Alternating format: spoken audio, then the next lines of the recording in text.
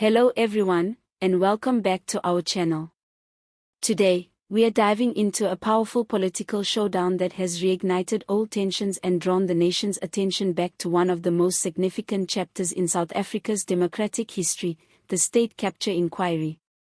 At the center of this explosive drama is a growing conflict between former Chief Justice Raymond Zondo and ANC chairperson Gwede Mantashe, a man long seen as a political survivor within the ruling party. Now, this isn't just a clash of personalities, this is a battle over accountability, truth, and the legacy of one of South Africa's most expensive and consequential commissions. It's about whether the findings of the Zondo Commission will be enforced with integrity or quietly buried under the weight of political power. Let's rewind. In March 2022, the Zondo Commission released the third volume of its much-anticipated final report. The report laid bare extensive allegations of corruption and state capture that plagued the South African government during the Zuma administration. Among the many high-profile names that appeared in the report, Gwede Mantashe stood out, not only because of his powerful role in the ANC, but also due to the nature of the allegations. The report detailed how Bosasa, a controversial facilities management company notorious for bribing politicians and government officials, had installed security upgrades at multiple properties owned by Mantashe. These weren't minor installations, they included electric fences, CCTV systems, and alarm equipment worth thousands of rands. At the time, Mantashe was serving as the Secretary General of the ANC, a position that gave him immense political influence and insider access to government operations. According to Zondo, the fact that Bosasa covered the cost of these upgrades, without any formal contracts or tenders, raises serious red flags. Zondo stated that there is a reasonable prospect of a prima facie case, in plain terms, a strong possibility that Mantashe may have received improper benefits in exchange for political influence or favorable treatment. On this basis, Zondo referred the matter to the National Prosecuting Authority for criminal investigation. But here's where things get heated. Mantashe, a veteran of the struggle and one of President Cyril Ramaphosa's key allies, has pushed back hard. He insists that he did nothing wrong, that the upgrades were not bribes, and that the commission overstepped in drawing its conclusions. According to him, there was no evidence to suggest that Bosasa received any direct benefit or tender from the Department of Mineral Resources or from any other department under his watch. He also accuses Zondo of being too eager to prosecute people instead of sticking to the inquiry's original mandate, which was to investigate and make recommendations, not to act as a prosecutorial authority. In a public rebuke, Mantashe stated that Zondo thinks he owns and manages the state capture report, a statement that many saw as a direct attack on the integrity and independence of the judiciary.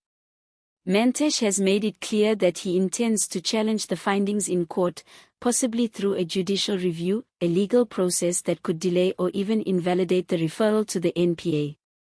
If successful, this would be a major blow to the entire credibility of the Zondo Commission's work, especially given the years of testimony and billions of rands spent uncovering systemic corruption.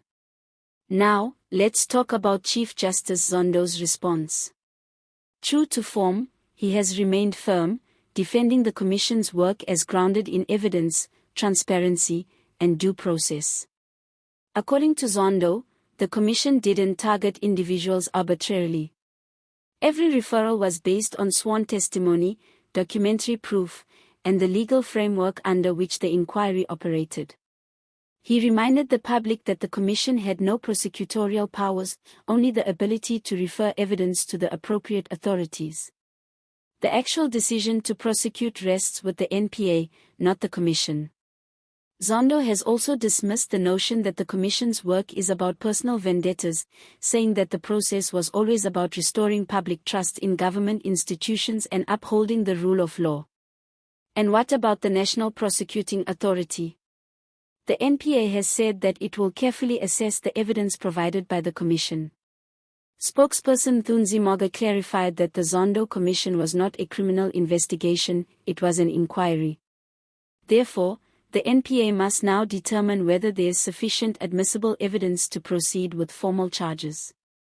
That means looking at bank records, correspondence, contracts, and possibly even conducting its own interviews with key witnesses. And here's the critical part: this process takes time. The public is understandably frustrated by the slow pace of justice, but it's essential to distinguish between political accountability and legal culpability. One might be morally compromised, but whether they are legally guilty is a far more complex question. So, what does all this mean for South Africa? First, this case shines a spotlight on the political cost of justice. Mantashe is not a small fish. He's a sitting cabinet minister, the national chairperson of the ANC, and a key figure in Ramaphosa's administration. If the NPA proceeds with charges, it would be one of the most politically consequential prosecutions since the fall of Jacob Zuma. Second, it raises difficult questions about whether the ANC is truly committed to rooting out corruption, or whether it's more interested in protecting its senior members.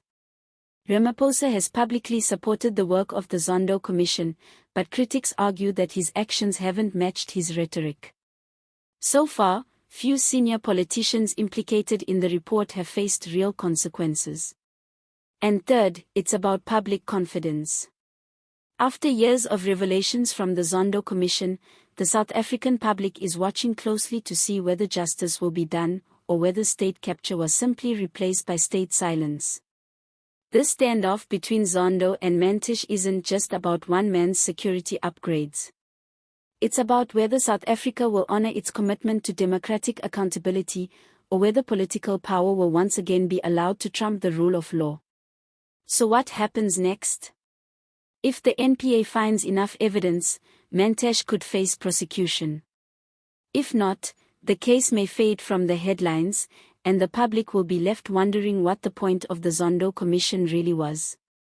If Mantashe succeeds in his judicial review, it may open the floodgates for other implicated individuals to challenge the findings, potentially derailing one of the most ambitious anti-corruption projects in South African history.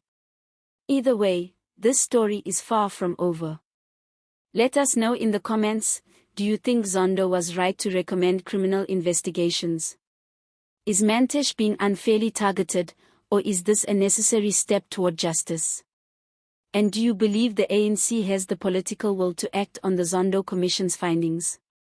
Don't forget to like this video, subscribe to the channel, and hit the notification bell so you never miss an update on the stories that matter.